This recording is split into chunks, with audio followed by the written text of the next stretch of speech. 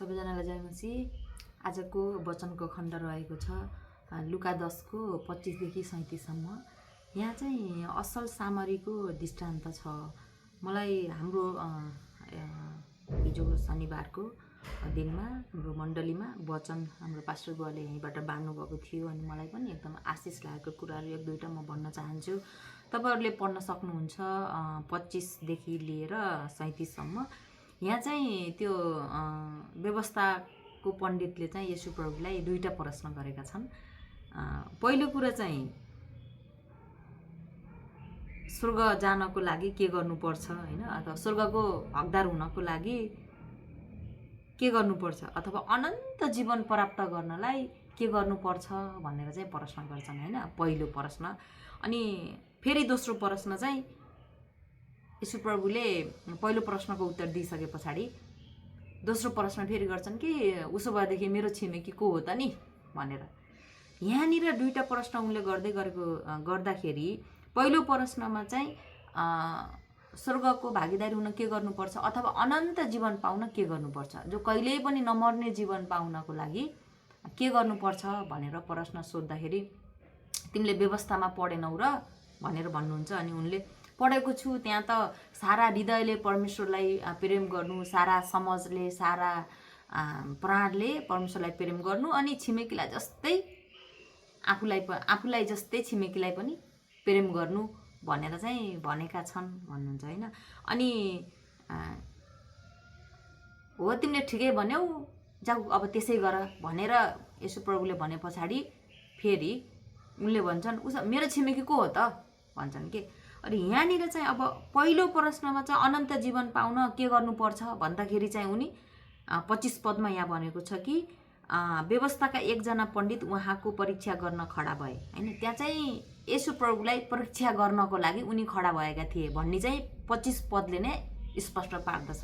येशू प्रभुलाई परीक्षा गर्नको लागि आएर सोध्दैछन् कि मैले अनन्त जीवन पाउन के गर्नुपर्छ भनेर।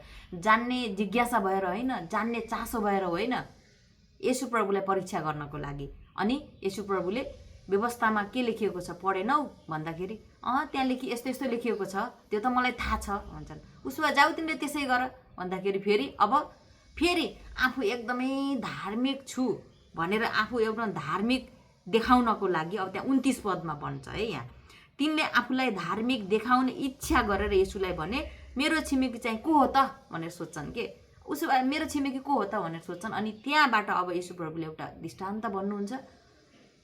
एकजना व्यक्ति एरियो जाँदै गर्दाखेरि अधमरो भएर कसैले पिटेर छोडिदियो। अनि त्यहाँनिर अब डाकुहरूले आएर उसलाई एकदमै उठ्नै नसक्ने गरेर पिटे।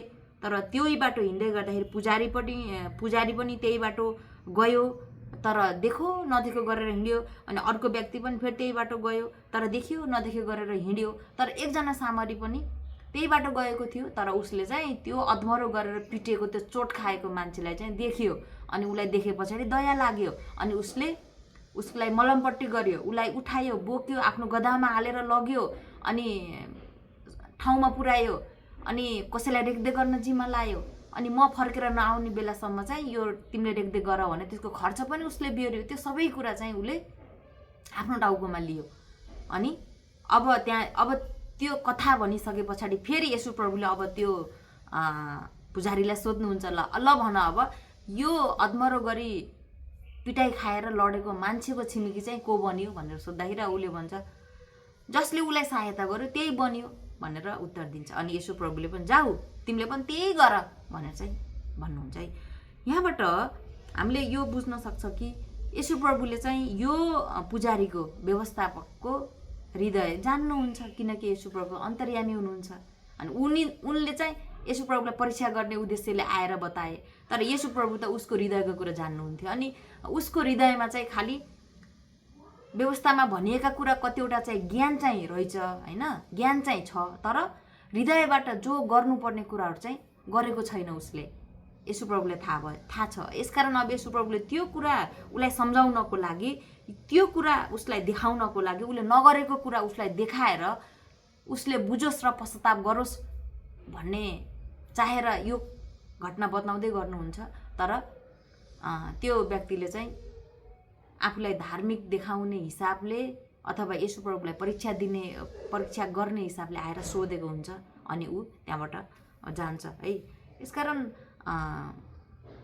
आफूले गर्ने कतिवटा कुराहरू है आफूमा भएको क्षमता बुद्धि विवेकमा घमण्ड गर्छ भने पनि त्यो आफूले गरेका काम हैन आफूले गरेको असल आनी बानी यी सबै कुरा मैले गरेको हो, म त सबै कुरा गर्छु नि, म त एकदम धार्मिक छु, म त यसरी सहायता गर्छु, म त दयालु छु, म त धर्मी छु भनेर आफूले गर्ने कतिवटा कुराहरूमा पनि यदि घमण्ड गर्छ भने पनि त्यसले अनन्त जीवन पाउँदैन भन्ने कुरा चाहिँ यहाँबाट सिकिन्छ। यसकारण अनन्त जीवन पाउनको लागि चाहिँ येशूमा झुकाव हुनै पर्यो, येशू प्रभुमा समर्पित हुनै पर्यो, येशू प्रभुलाई विश्वास गर्नै पर्यो।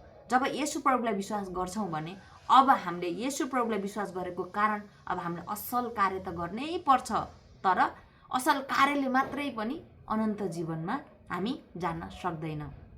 यसकारण येशू प्रभुमा झुकाव जब हुन्छ भने अब हामीले असल कार्य गर्नुपर्छ। जे पनि हामीबाट असल कुराहरू हरेक दिन हामीले हो प्रभुको स्वभावमा ख्रीष्टको स्वभावमा दया भलाइ करुणा प्रेम शान्ति आनन्द यी सबै कुराहरू हामीमा हुन्छन्, तर यी भएको कारण मैले अनन्त जीवन पाउँछु अथवा स्वर्ग पाउँछु भन्ने कुरो हुँदैन।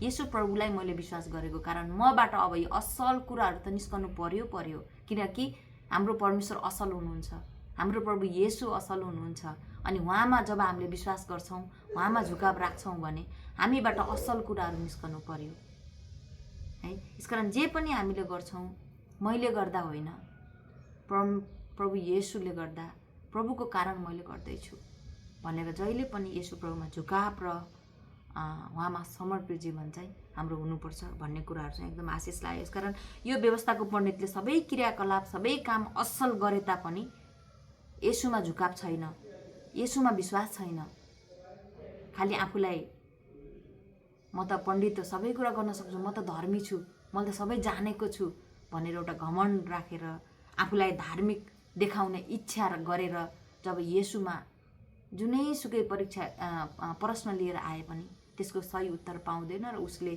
त्यो अनन्त जीवन पनि पाउँदैन भन्ने कुरा चाहिँ यहाँबाट मलाई एकदम आशिष लाग्यो। साँच्चै हामीले पनि यदि प्रभु येशूमा सिक्ने इच्छा राखेर सिक्ने चासो राखेर प्रभुमा झुकाव राखेर यदि प्रश्न गर्छौँ भने सही उत्तर पाउँछ अनि त्यसमा हामी प्रभुलाई पछाउँदै हिँड्न पनि सक्छौँ। तर आफै धार्मिक पल्टने हिसाबले घमण्ड गर्ने हिसाबले म त सबै कुरा गरेको छु कि यो त मैले गरेको भन्ने एउटा घमण्ड राखेर गर्छौँ भने त्यो चाहिँ कहिले पनि प्रभुको अगाडि असल हुँदैन अथवा प्रभुको अगाडि त्यो ग्रहण योग्य हुँदैन।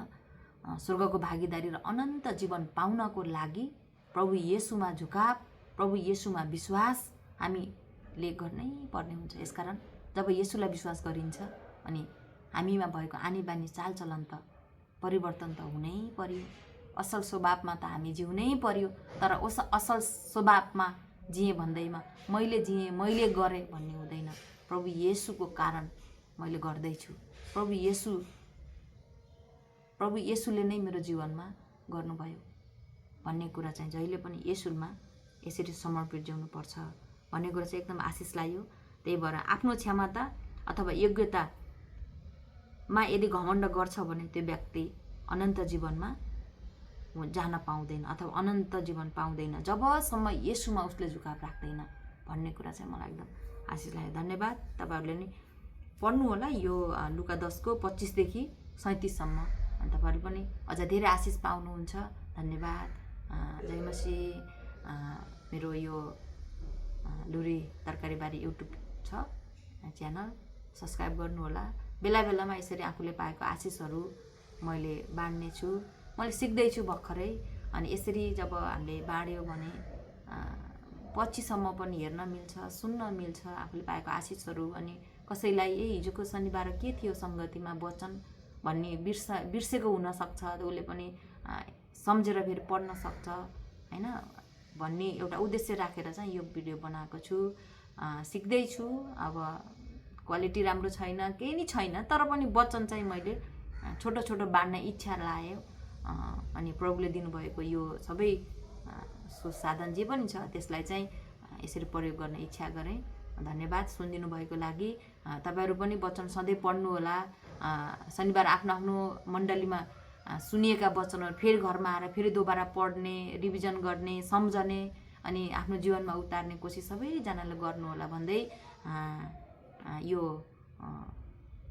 वचन सुन्नुभएको लागि तपाईँहरूलाई धन्यवाद। जय मसीह।